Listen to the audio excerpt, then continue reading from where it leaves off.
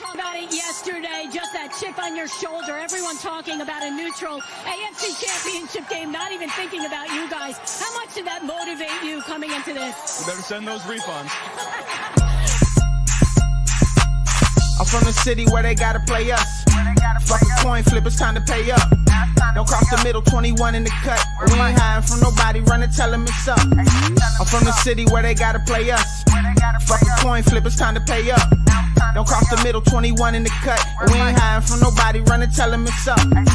Back-to-back champs, kings of the north with it. Thinking they can hang with us, still ain't jumped out the porch with it. Long bomb to chase every Sunday, watch him go and get it. Double up on him, then we gon' double down on T. Higgins. Then throw Boyd in the mix, now you really iffy. Every Sunday showing boys how to really gritty. They try to shuffle up the game on us, but they ain't icky. Flip the coin, kick the toe right to the go and get it. Never know what's gonna happen when Joe drop back. He get shiesty in the pocket, I get shiesty on the track. Nobody on the team all pro, that's all cap. Most all around team in the NFL, that's all fact. Ain't came across nobody yet that seem like they can hang with us. They said we couldn't be Buffalo, but see how we call they bluff. Underdogs every week, they keep on trying to label us. Put your money on us, even if Vegas don't favor us. No matter what, we really came up, now it's hard to fail. I dare you come across that middle, Von gon' ring your bell. I know we under they skin, them boys built frail. Eli Apple out there chirping like a next tail. You don't want Salmon Trey to come off them ends. Rita clogging up the middle like a big body Benz. Right behind them Logan and Pratt, the turnover twins. Jesse Bates in the backfield just to clean up the loose ends. We just drafted Cam and drafted Hill. Instant gratification every time that they on the field. We can't go back to what we was, cause that's the loser way. It's been hard to throw on us since we picked up a Woozier. It's like win after win, feel like we could really do it. Zach Taylor doing his thing for the city, I give it to him. And I bet Samaji will find a hole if you give it to him. Hayden Hurst don't need a hole, he just plan on running through him. Just hand it off to 28 and let him do the dash. Getting hit by BJ Hill probably feel like a car crash. Every week it seem like Lou digging deeper in his bag. And if the game on the line, all my favorite money match.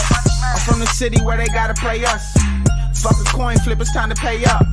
Don't cross the middle, 21 in the cut. And we ain't hiding from nobody, run and tell them it's up. I'm from the city where they gotta play us. Fuck a coin flip, it's time to pay up. Don't cross the middle, 21 in the cut. And we ain't hiding from nobody, run and tell them it's up. What do we say, dog? That's right, y'all. They gotta play us. What's going on? Welcome to the show. This is Bengals Talk with Strawberry Ice. I'm your host, the Iceman, Jeff Trunapole. And as always, I bring you sports from a West Side point of view right here in the great city of Cincinnati, Ohio, home of the 5-game winning streak, Cincinnati Reds. Now, do me a favor, if you found the show, hit that like and subscribe button. Smash that thumbs up. You guys are awesome. I'm up to 2,213 subscribers. As always, I appreciate every single one of you guys. Now, if you're watching on Facebook or Twitter and you have yet to subscribe to my channel, why not? Please do so. Please go to the YouTube channel, Bengals Talk with Strawberry Ice. I know we're talking Reds today, but it's Bengals Talk with Strawberry Ice.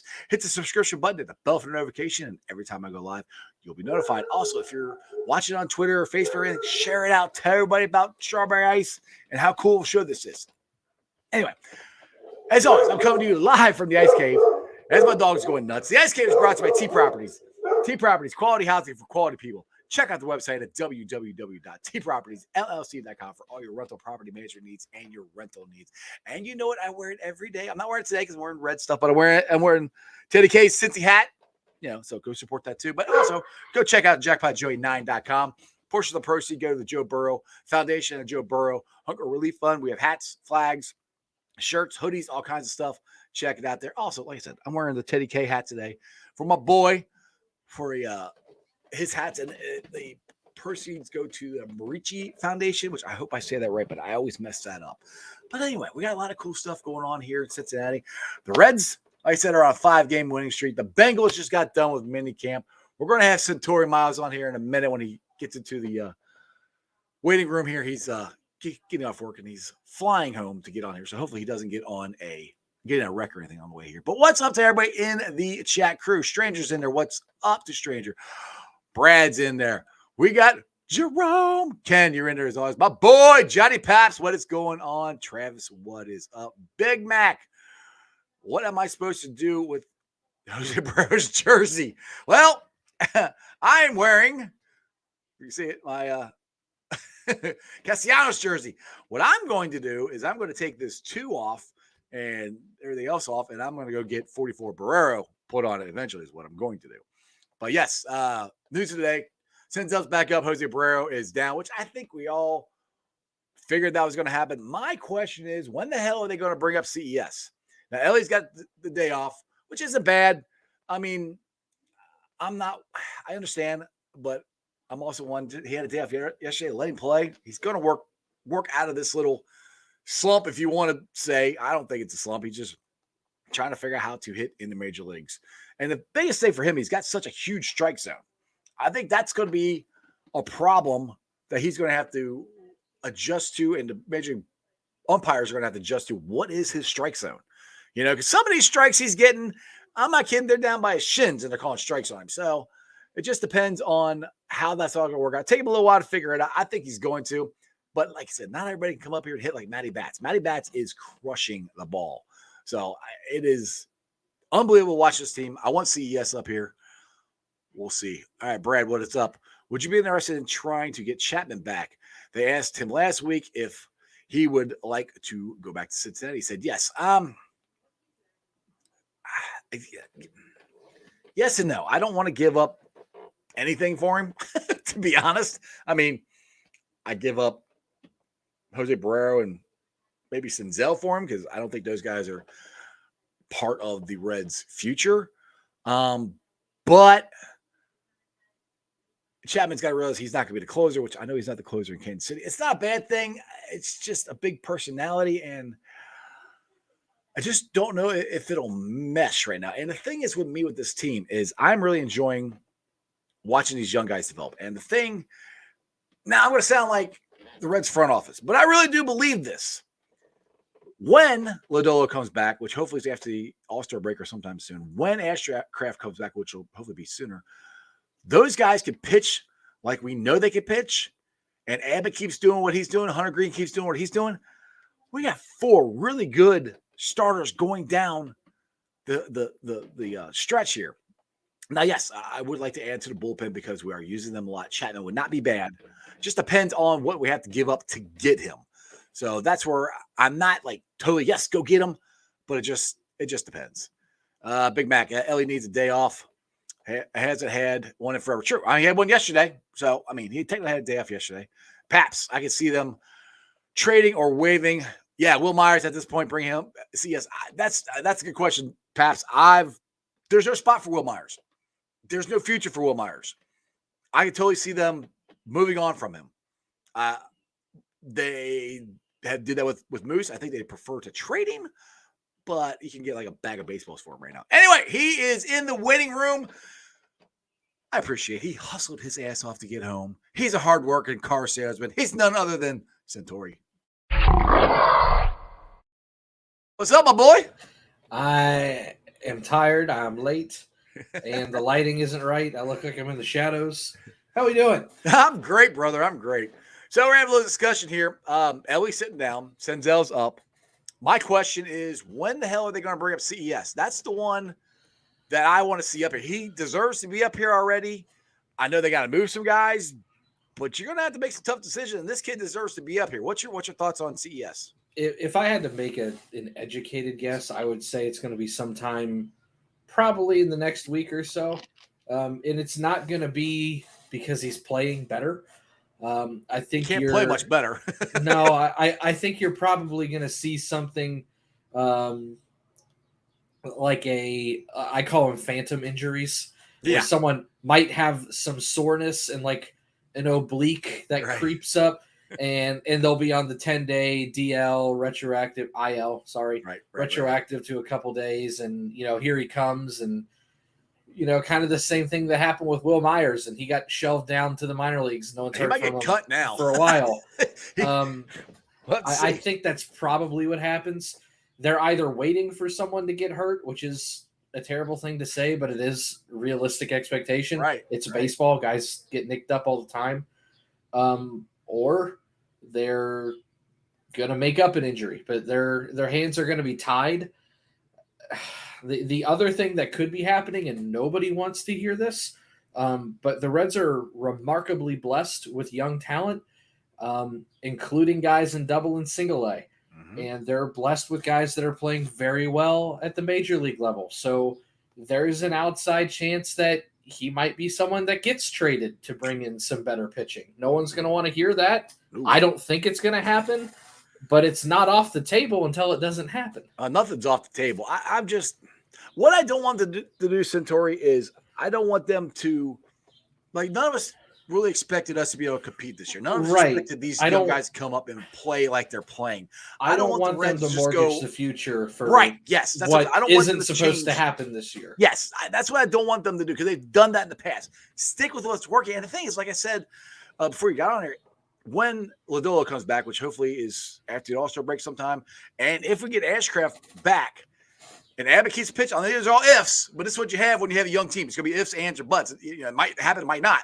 But if it happens and these guys all pitch like they can, that's 4 really good, solid starters going down the stretch if they pitch like we all seen them pitch. Right, and that's why I kind of do still want them to make a move because and here's the thing. If you look at anybody that's ever won a championship, it's not loaded with explosive young talent top to bottom. Right. It's a lot of young talent, a couple solid veterans, and that's kind of where they're at this point.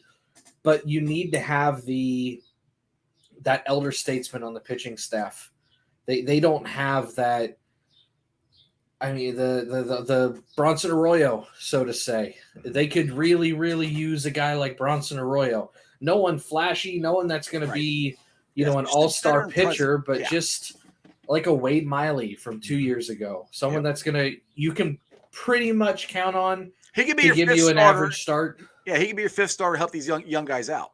In an ideal world, I could get 2 of them, but then you're starting to look at giving up some prospects that I don't necessarily want to do. You're taking a position away from these 4 young starters who I want to see if they can pitch. Now, your boy here, Greg, who loves you to death, wants to ask a question for you. Big Savages on there. He says, Santori, what would more now? Let me try this again. Santori, what would be more likely, Reds trading India or the Reds trading for Chapman? I say neither. To be honest, I don't think either one are happening. I wouldn't say neither, but I would say they're equally as likely / unlikely. I think if you're going to put a percentage on it, it's probably the same. And I think the percentage is probably about 15 to 20% chance of each one happening. The Reds already have a lefty in their bullpen who's not bad, Alex Young. Mm-hmm. He doesn't blow people away like Chapman does, but he also doesn't walk people like Chapman does. Right. You don't need multiple left-handers in your bullpen with the way that the current, baseball is set up because you don't have the extreme lefty on lefty loogie matchups anymore. Well, the loogies are gone. You can't even come. Yeah, you can't do it. Matter. Yeah. So there's no point in having more than one really good lefty unless you just happen to have them. With that being said, would it make the bullpen really, really good? Yeah, but they're already a top 5 bullpen in baseball right now. It's one of those things, what would I have to give up? Because the money's not a problem. He's only making 3.7, so you might have to pay him 1.6 to 1.8 the rest of the year, depending on when you get him. But he's also in the last year of his contract. So what am I giving up? And do I plan on re-signing him? What's he going to want? I would rather have starting pitching. It sounds crazy to say that I'm not super concerned about the bullpen because they're a top 5 bullpen that I think is getting away with some stuff. They've been used a lot too. They have, and that's the thing that makes me say maybe do get another arm. Yeah, well, that's the thing for me. I think there's a better shot of them actually getting a reliever, Chapman or not Chapman, getting a reliever than a starting pitcher because of the they've already pitched over 200 innings. Right. Well, they're going to pitch 500 innings this year. Right, but also because of the plan. The plan is to get these 4 guys, hopefully, to be starting pitchers. Well, that's what I'm like. If you're sticking to the plan, you need to go get the bullpen some help. That's the other thing that people don't realize. And again, another thing people aren't going to want to hear because they're competitive and they are, quite frankly, I'll say it at this point, they're a good baseball team. Mm-hmm. Lodolo's already hurt. They're not going to expend him through the course of the year. They're going to get to a point where they feel comfortable and shut him down again. Abbott came up late, but he's going to get shut down probably around August. The same. You might be able to get away with Hunter Green because he is kind of getting stretched out as a pro at this point. Right. But you're going to have 2 or 3 of these pitchers get shut down, and even if they make the playoffs, it might not be available.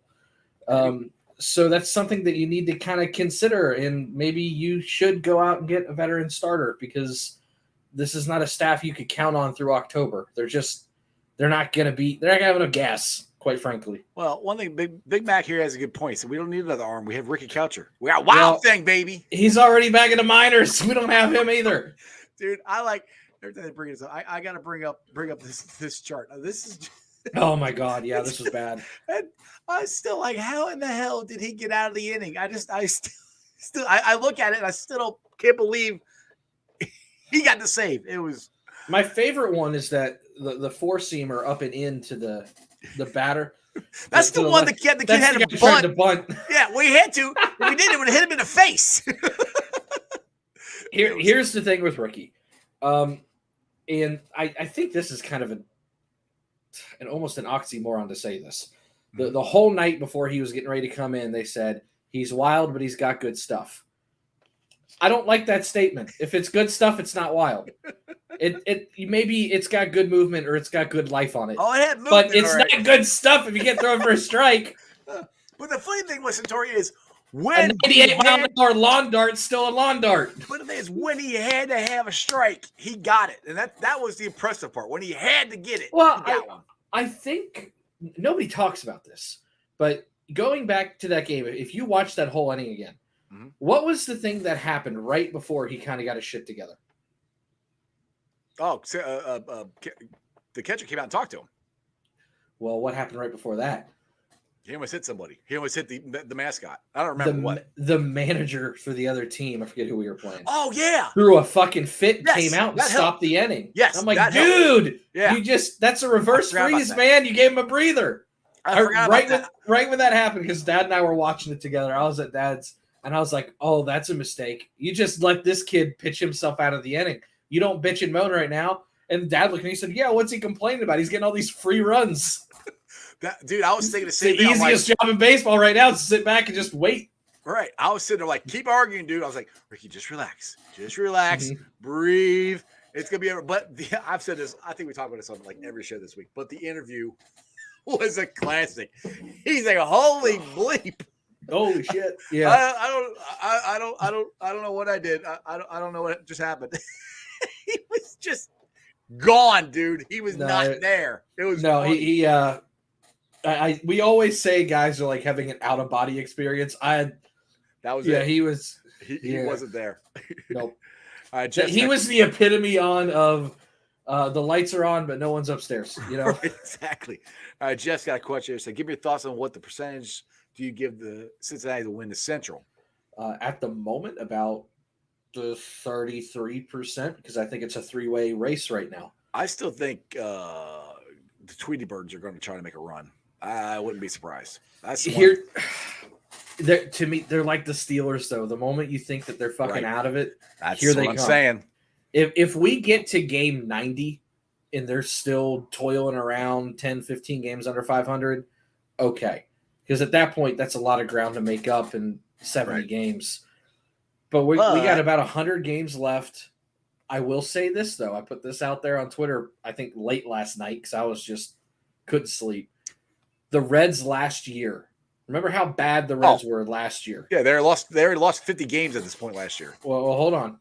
On June 14th last year, the Reds were 16 games under 500. Ooh. The Cardinals, after June 14th, were 15 games under 500.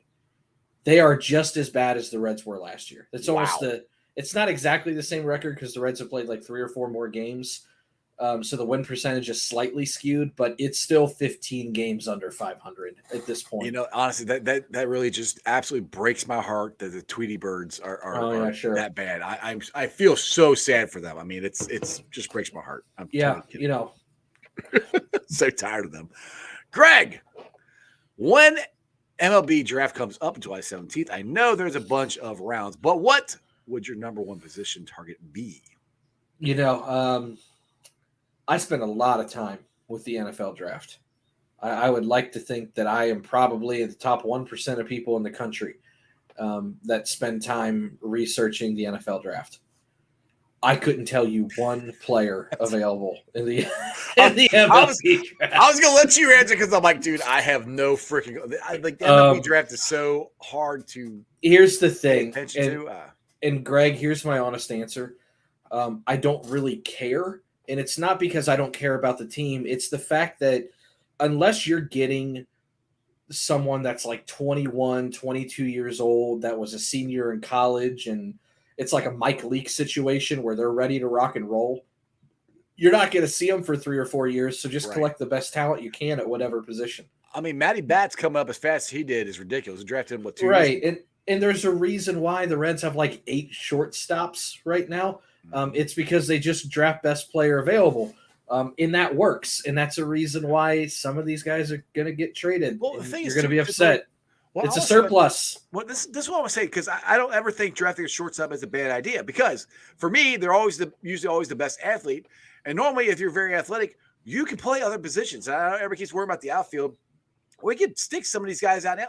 Like, look, I'm not saying move Ellie to center field, but damn it, I can see him in center field. He can throw the ball 90 miles an hour. Your current 2 guys, well, actually, with the exception of Barrero, who just got sent down, the 3 guys that have played center field the most. I say the most. We'll take Friedel out of that. Barrero, Senzel, and Steer have been your center fielders pretty regularly this year, right? None of them came up as outfielders. Barrero is a shortstop, Senzel was a third baseman, and Steer was a third and first baseman.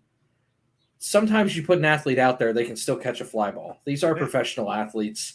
A fly ball, in my opinion, is one of the hardest things to track in professional sports. I was terrible at it. I mean, but I'm not a professional athlete either. So no, but here's the deal: a center fielder is not the most difficult thing to find. If you really, really wanted me to peg a position that I want them to draft high and hope it hits, it's catcher, because those are very, very difficult to find, especially a good hitting one. And we have a good hitting catcher, but he can't stay healthy when he's a catcher. But he's going to have to. Right, yeah, kind of what's going on. We had this conversation the other day. He's got to be a catcher. Yeah, that's why I kind of am like, well, the thing is, I'm worried about him. He's going to get hurt again. No, I'm with you. But the thing is, he hits better when he's catching. He doesn't hit. He does. If you look at the average when he's a DH compared to when he's a catcher, he hits better when he's a catcher. Well, there's something to be said about that. It's weird as a DH. Yeah. Right? Because the well, you the only thing you get to focus on as a DH is hitting. Right. A lot of times it's like, we're going to move someone from shortstop to left field or shortstop to center, and you'll see their average decline because they are focusing on a different aspect of the game. It's a completely different shift, and it does take some attention away from the offensive side. But to decline as a DH doesn't make a whole lot of sense, because now your whole focus is just hitting. The one thing here, this is a guy I've been very impressed with. Big Mac here says, "Damn, that's my favorite story." As an undrafted free, which I didn't know. I never get to talk about this. Go for it. So yeah, Big Mac, if you go and look, and this happened probably 4 years ago, whenever it was, he was a UDFA, right? He was scouted as a first-round talent in the MLB draft.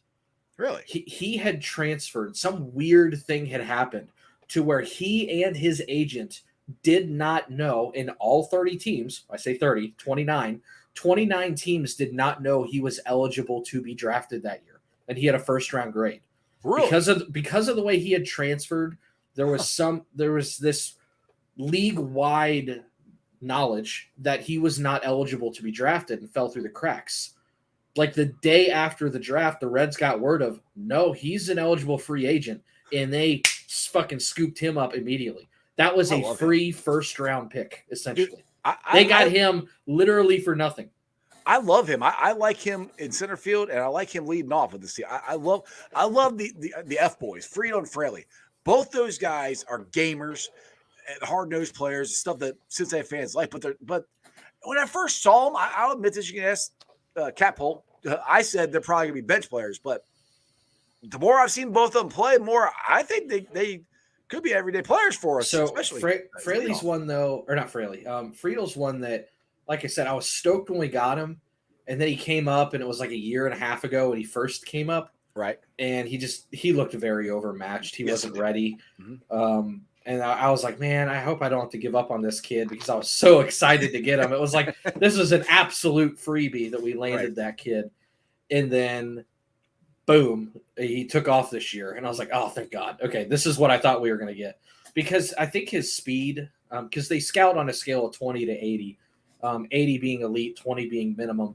And he came out as like a 70 on his speed, and he came out as like a 60 on contact. I'm like, okay, so this is a true leadoff hitter that you just got for free.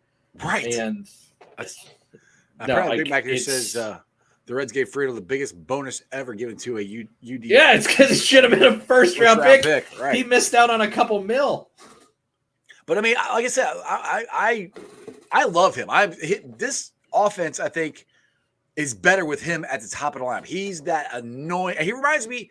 I'm probably gonna age myself out here, but you remember Brett Butler, the leadoff hitter for the Giants and the Dodgers back in the 90s? He reminds me of him because Brett Butler was freaking annoying. I mean, I never got to watch him, but I know. But you know what I'm talking about. That guy always got on base, and he always stole bases. And I'm like, I always wanted a leadoff hitter like that, and that's the way. Fraley, the Brett Butler would bunt a lot to get on base. Fraley does that some, but I mean, I just like he's just that annoying little gnat that you just can't get out. Well, and then when he's on the bases, he's creating havoc. Well, that's kind of, in a sense, the way this entire lineup is. True. I mean, they're all scrappy. They're all about a 270 to 300 hitter across the line. And even the ones that are back in the 250s, which is it's basically Stevenson still hitting his way back up into that 280 range, which we know he should be at. But the whole lineup is pesky, and that's it's funny because I'm you're in our group chat, even though we try to confuse you with it sometimes. But, what's going on today? But someone was saying how this team doesn't have power, but they're really fun to watch. I was like, yeah, this is that. Because I'm a baseball purist. I don't like the whole 3 true outcomes. I don't like walk, home run, strikeout, watching it. It's boring to me. I like watching a constant threat. I like watching aggressive base running, first to third, bunting, small ball, manufacturing runs. To me, that's what baseball is. That's how it's supposed to be played. Right. Me too. And everybody's like, oh my God, and this is America's team, and this is fun. This is great. This team's exciting. I'm like, it's because they're not doing 3 true outcomes. They're playing baseball the way it's supposed to be played, which the other 29 teams don't play baseball like this. And you wonder why the Reds are a fucking bitch to deal with. It's because there's no break in the lineup. They're not just swinging for the fences the whole time. Yep. And here's the thing, and this is what this does, right? And ask anybody who's ever pitched. If they're going to give up a run, they pray to God it's a solo shot and that's it. It's one pitch, in and out, done. The amount of stress that it puts on a pitcher to constantly have somebody on base or scoring position, especially now that you can't throw over and it's harder to keep runners on. 3 times, that's it. Right, and it's really 2 in the thirds of bulk. It's it's a stolen base at that point. Right.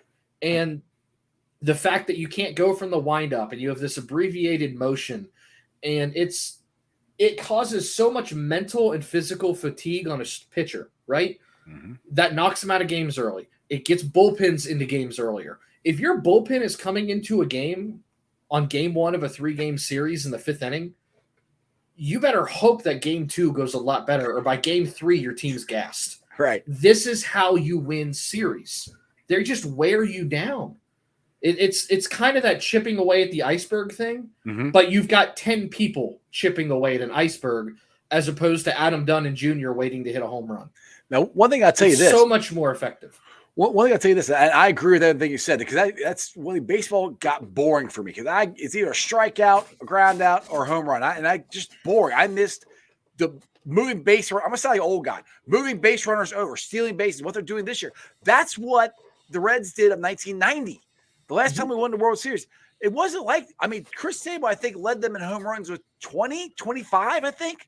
They didn't hit a ton of home runs. Another thing a lot of people aren't going to want to hear, but it's true.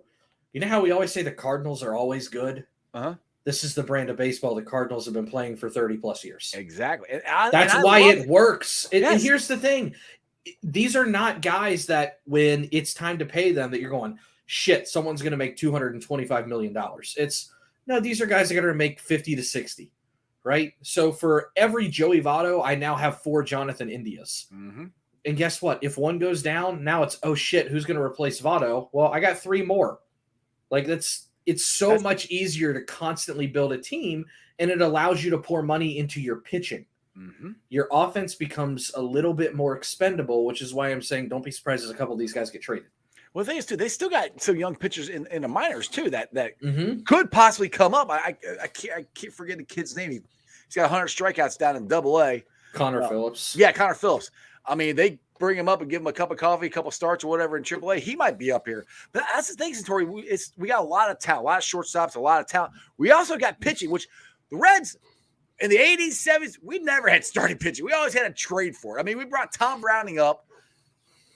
In my lifetime, up until now, that was probably the till Johnny Cueto, that was the only guy I can remember the Reds drafting and developing on their own.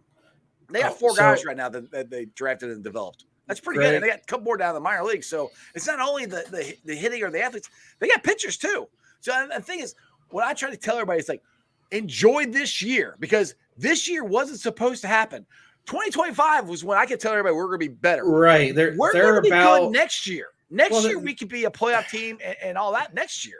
They are right now where the Bengals were right after Burrow got hurt. Yep. Kind of that first week or two. It's when they are right now is like the exact moment when Burrow hit Chase in that first fade against the Vikings. And it's like, oh shit, we might have something. I was in the end zone. I remember going, I told you he'd catch the ball. I told you. But that's kind of where they're at. They're not supposed to be here. They're playing a lot better than we thought. And we might be a year early kind of thing. So don't start trading all the pieces yet. Right. Don't. Yes. Just be patient. Baseball's about developing. Let these guys develop together. And that's the thing. Next year, they'll probably be pretty damn good. With us having, that's what I have to keep in mind too. With us having such a young team and a whole bunch of rookies, it's going to be like this because that's what rookies do. They're up, they're down, they're up. Look at Ellie. That's what baseball is in general. Yeah, but more so for rookies than when you have 5 rookies. You know, they're more up and down than a veteran should be anyway. So Greg's got a good question, and I could talk for 10 hours on Moneyball. Yes and no. So for the podcast listener, Centauri, do you agree with the whole Moneyball theory? That's what Greg's asking. Moneyball at its core, yes. I think people take it way too far. I think people have overcomplicated baseball. There's a lot of stats that I think are vastly unnecessary, but everybody likes to use them for arguments. If you are trying to fill a back end of a roster, right, and you're looking at, and I wish I still had my list from the COVID year, because I put a list out on Twitter of 30 guys that I would sign before the season starts, and the Reds ended up signing 9 of them. And they ended up going to the playoffs that year in the shortened season. Moneyball has a place, especially for the back end of the roster. There's always 20 to 30 guys that you could find right now to make your team better for the back end of it that don't cost a whole lot. For teams like the Reds, if you've got 26 on your active roster, you probably need to look at moneyballing about 5 to 7 guys. There's a spot for it. Do you build your whole team with it? No. Is it a essential part of filling out a competitive back end of your roster? 100%. Because there's always guys that are vastly undervalued. And I don't go into it too far like they did in the movie, like, oh, this guy's got a defect because he throws the ball funny. No, listen, I know maybe that's what they thought in 2002 when that whole movie was being made, and that would really surprise me if scouts actually thought that way with how advanced scouting is now. But here's the deal. If you're a team like the Reds and you are going to be built on what I would consider old school baseball, which is not necessarily station to station. I don't necessarily need walks like Moneyball preaches. Move people over, hit and run, fly balls. The Reds are a tick old school and a tick Moneyball. And what I mean by that is they do a really, really good job of finding monetary value with players. but they still play get them on, get them over, get them in. This is a 1970s brand of baseball that they're playing right now. They're playing at this point, sorry, Dad, a historic brand of baseball back from the 70s. Hey, hush about the 70s, boy. Here's the thing. That's the thing of it. But there's still a part to it. I mean, it's sports go in trends. Sports go in cycles, right? At some point, the league is going to figure out that, damn, the way the Reds and Cardinals are doing it, that's hard to keep up with. That's hard to do. It's a constant threat. Our pitchers are getting gassed, and we need more arms in the bullpen. And, it's one of those things that I really, really hope that the Reds can continue this trend because the rest of baseball is not really built with how rosters are constructed to deal with a team that has on any given night, 6 to 9 guys in their lineup that are going to just keep hitting you. And they're kind of built like Rocky Balboa. They just keep going. Well, the thing I like too is they're all selective. You very rarely see guys strike out on less than 4 pitches. I mean, most of the time it's 3 and 2. That's the other thing. That's what I like about it, because they will fight you they're very selective, which is unlike what we had in the past, where it's 1, 2, 3 out, 1, 2, 3 out, and it's a chain that keeps going, and they just keep striking out. This one, they're very selective, very aggressive, and once they get on the base paths, dude, they're going to second, and that's right, like you just said, that put pressure on everyone, not the pitcher, also the catcher, and the defense and everything else. Well, and here's the other thing, and I'm glad you brought up that it's almost like the whole team takes that approach. Right. That tells you that's an organizational and systematic approach to hitting. And we haven't seen that from the Reds in a long. I mean, it's always just been how many home runs are we going to hit tonight? And I hated it, and I felt like I was the one person in the city screaming that you can't just live off home runs. I don't like it. I don't know who it is, what it is, if it's a new hitting coach in the minors, if that's just a philosophy that they've passed down from the top to bottom. If it's Nick Kroll, God forbid, I don't know. They'll change. I mean, he's the one in charge. I don't know. There is an entire philosophical shift on an approach to hitting, and that's the reason why this team is as good as it is. Now, 2 things I want to bring up here. I started this out. One thing I'll bring CES up. Now, I thought it was interesting that he played right field last night. That's the first time in his professional career he played the outfield. Yeah, they're trying to find a spot for him. That's what I said. I'm like, people are like, why they did it? I'm like, well, because he's either going to play. If they bring him up now, he's either first base or DH. Yeah, he can play third, but he's not really that great on third baseman, from what I've been told by other people who know more than I do. I've never watched him, so I couldn't tell you. Yeah, I just know what the stat sheet says. Yeah, I'm just going by what other people have told me. The outfield, they got to find somebody. They got to find a spot for him. If he can do it somewhat consistently, then that's fine. They got to, because I wouldn't be. I keep saying this. It's not gonna happen this year, but I would not be surprised if Ellie De La Cruz is our future center fielder, outfielder. That's just what I think. Because every time I see him, I see Eric Davis, and that has nothing to do with him wearing 44. It's the body type, the speed, everything else. I see Eric. He's got to be a little bit more. And this is going to sound weird, but anybody this is going to sound mean or pretentious. Anybody who's coached will know what I'm saying when I say this.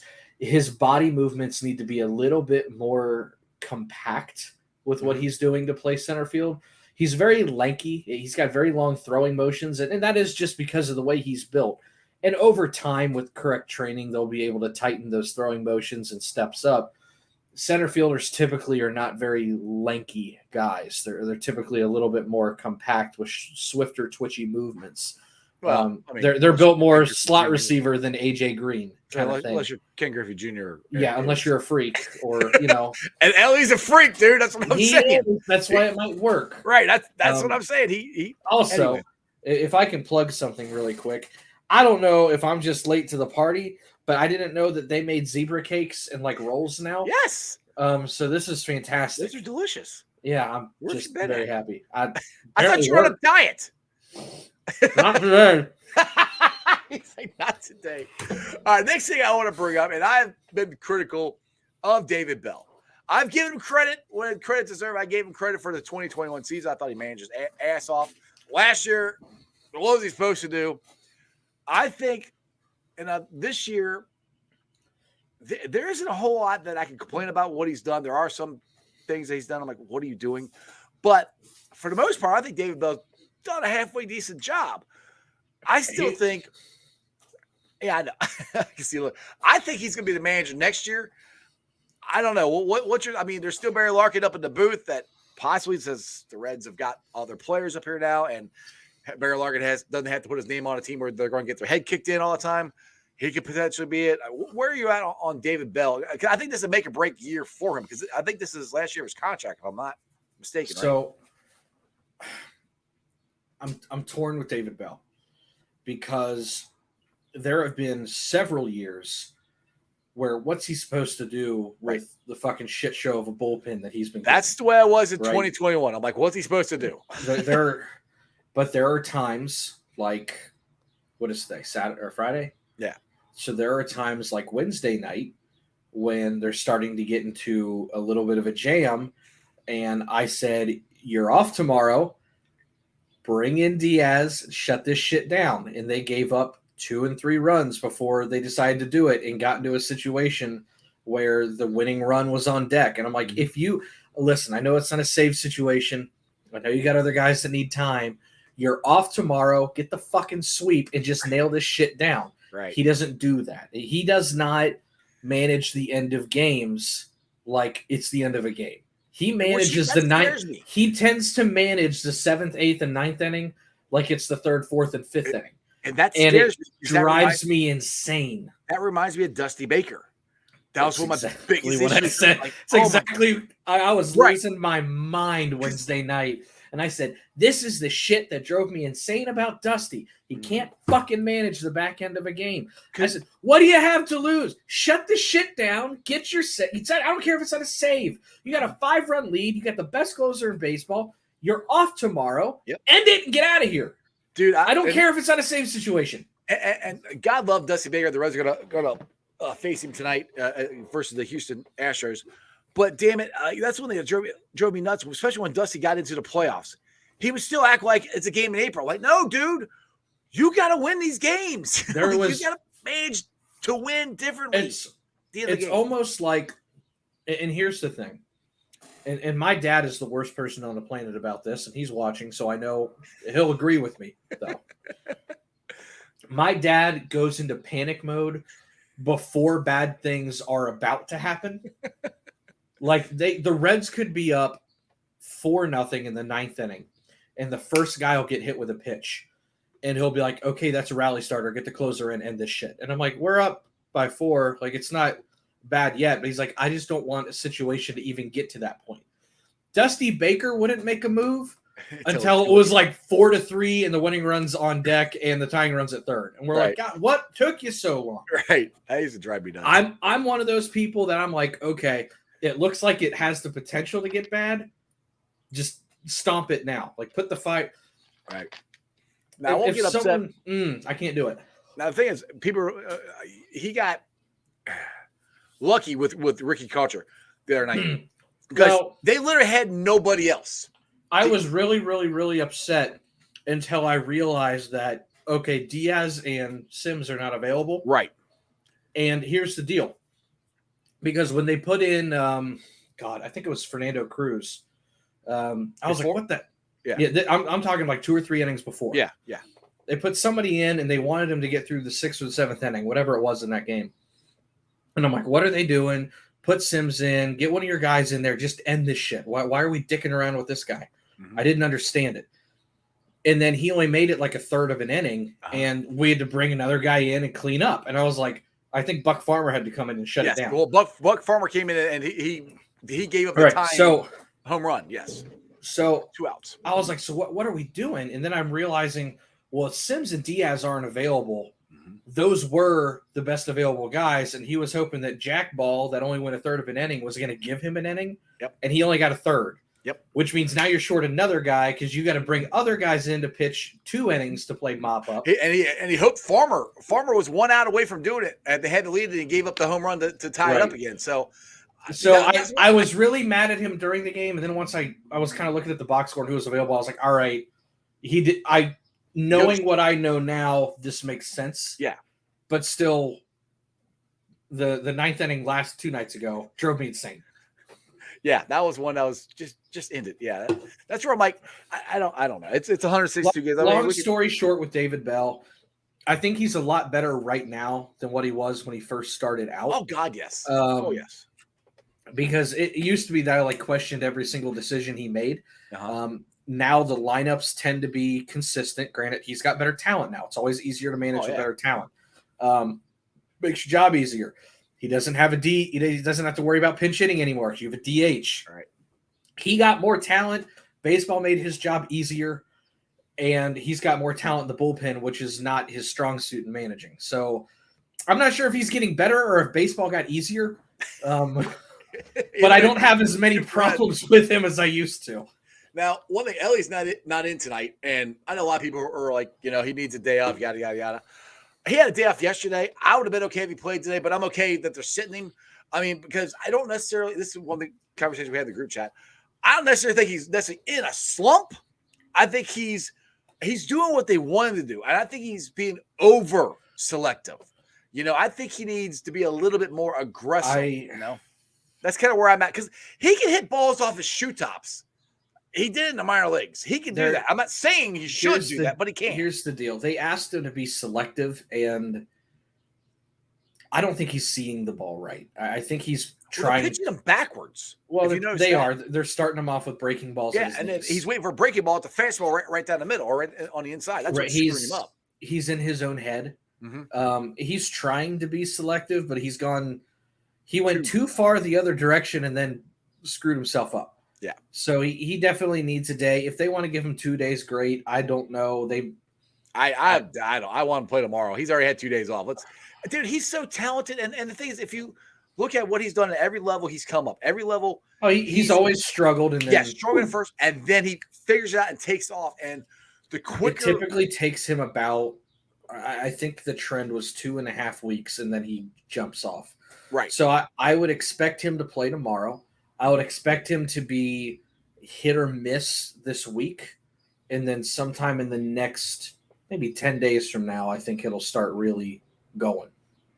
I mean, the thing that's just amazing to me, Centauri, is right now we got 4 guys who could be in contention for the Rookie of the Year.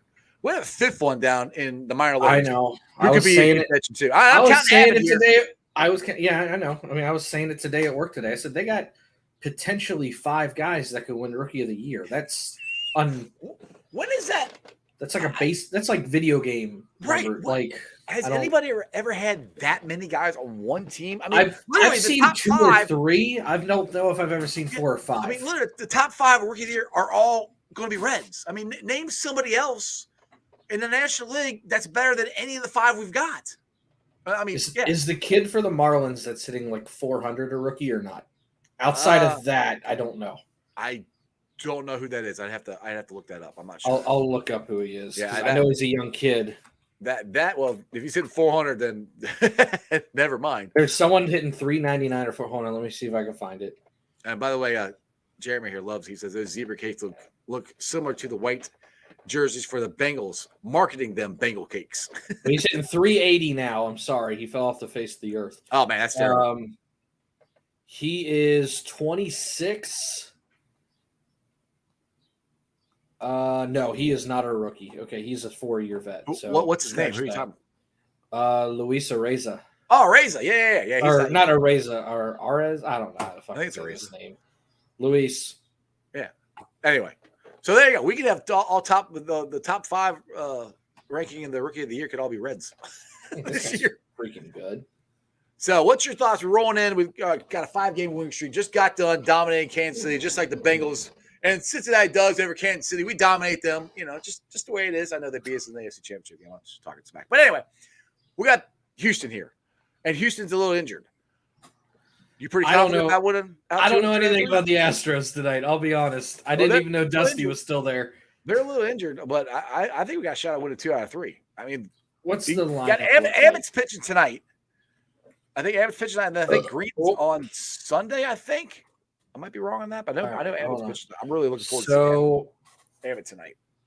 I don't know who France is, but he's pitching tonight for Houston. Yeah, we're gonna smoke him. Oh my God! Look at that pedophile mustache and the goggles. That's a bad look, sir. No mustache rides for him. Oh my God! By the way, No, go look buy at this guy. Bruce t-shirt. Mustache Look, rides. look at this Robbie. guy. All right, so this guy's a rookie. He is 2-1, 7 starts, 40 innings. So he's going, 5-6 innings a pop. That's good. 3.5 ERA. That's fine. Whip of 1.3. That's a tick high, but nothing to worry about. He's given up 7 home runs in 7 starts, so he does get hit. We're going to kick his ass tonight. He doesn't strike out many guys. He's less than 1 an inning, and his ground out to air out is almost equal. So yeah, he's okay. He's a guy that if he was like 32, that's what I would want for the Reds. Right. But he's 26, so he's going to cost a lot. Yeah. We're going to kick his ass. No, he's solid. He's just I don't he needs a gay best friend to tell him how to dress, because that's a hot mess. That's a fucking nightmare. Oh God. Oh my goodness. Well, I'm excited about tonight. I'm going to get the hell off here because I want to go watch the game. And you just got home. I'll let you go finish eating some more of your zebra stripe. Well, I don't have any more zebra cake, but I got a chocolate chip sandwich with like icing in it. The diet starts tomorrow, right? Today I've actually been pretty good. I've done nothing but like drink water, and I had some kind of like rice and grilled what chicken. Are you down? You have. I'm making fun of you, but you have actually lost a lot of weight though. I honestly have not weighed myself probably in 3 weeks. Yeah. I at my absolute most I hit 298, and I went, whoo, shit! I was almost 3 bills, and I'm 5'10". I'm shaped like a bowling ball. But I'll say this: I'm down 3 inches on my waist, and I went from a 4X to a 2X. There you go. Hey, dude, I know the weight hasn't kept falling off, but I'm also doing much more weight lifting and muscle building right now than I am cardio. So there is some muscle mass that's being built. If I had to guess, I'm probably down 30 to 35 pounds in about 2 months. When we see you next year, you're going to be like all swole, like, what's up? I'll either be swole or I'll look like a blow pop. I'm not sure yet. Oh, okay. On that note, Centauri, what do you guys got going on Rally this next weekend? Don't you have Jeff Carr or something coming on? Yeah, we got Jeff Carr coming on He's a great this dude. week. We have Hal McCoy the week after that. Nice. We've got a couple names that we're working on that it's going to be pretty nice once, it's one of those things they've said yes, but we don't have a date locked down. Yeah. So we've got probably the next 5 to 6 weeks are going to be pretty fun on the show. Like I said, you guys been doing a great job. You guys at Bengals and Brews have been doing a great job getting guests on. So I'm a little jealous. I need to step my game up. Well, the issue is there's 4 of us and 1 of you. Yeah, exactly. So tell me about it. All right, Centauri, I appreciate it. Follow you, Cincy Savants, on Twitter. Cincy Suave, Jesus. Suave, whatever. Cincy Suave. I don't know. If you want to call me a savant, I won't be mad at it. Suave. I don't read. That's just the way it is. I don't either. I'm dyslexic. All right, dude. Appreciate you. Hooday. Hooday. All right, guys. Go check out Rally. They're going to have Jeff Carr on. Jeff Carr is awesome. He's been on my show a couple times. Hal McCoy. That would be awesome. I've never had Hal McCoy. So hopefully Centauri can, send Hal McCoy my way once he gets done on his show. We can help, friends be friends, just saying. Anyway. I hope you guys enjoyed that. Let's get to the Facebook groups that let me live stream. And as always, I appreciate every single one of them. They are Houday Nation, Houday Legion, Radical Reds, Bearcat Ruckus, the Ohio State Bucknuts, the Ice Bar. And then you can follow me on all my social media platforms, all under Strawberry Ice. I'm on Facebook, Instagram, Twitter, and TikTok. Twitter handle is at Jeff A. Trinopole. TikTok is at Iceman90. Do me a favor. Tweet at Tony Pike. Tell Tony Pike he needs to come on my show. I had a poll. It was 70-something% said yes, that Tony Pike should come on my show. He's just teasing me. Austin's been on my show. Skinny has been on my show. All these people he knows has been on my show. I TikTok. All right, I do talkbacks on his show all the time. I think he's just toying with me. I've emailed the man. I've talked to him in person. Tony, come. You know you want to be on Ice's show. It's so much fun being on the show. At least I've been told. Anyway, I pulled a sound up later on the podcast. It's on BeatPod, Apple, iTunes, Spotify, Google, Stitcher Play, pretty much wherever you get your podcasts. Please make sure you rate, like, and review. Give me a 5-star review. Leave a comment so more Cincinnati fans can find my podcast. YouTubers, my originals. You guys are awesome. I'm at 2,213 subscribers. Again, I say this all the time. If it wasn't for you guys watching, I wouldn't be able to do any of this stuff. So I appreciate you guys. Make sure if you're watching on Facebook or Twitter, go subscribe to my channel. Tweet it out. Tell people about Strawberry Ice. Tell people about Rally Around the Natty. Tell people about Bengals and Brews. We're all working hard trying to get you some fun stuff. We're getting into the dead day of football because we're not going to really have anything about football until end of July. So we might be talking a lot of Reds here on Bengals Talk, which I don't know. Maybe I switched the show back to Sports Strawberries. I don't know. We'll see what happens. I haven't made my mind up yet. It was Twitter said yes, switch it to keep it as Bengals Talk with Straw Rice. Facebook was exactly 50-50. It was right down the middle. So I'm going to talk Reds, Bengals, Bearcats. It still might be called Bengals Talk. I just think it's easier to find it.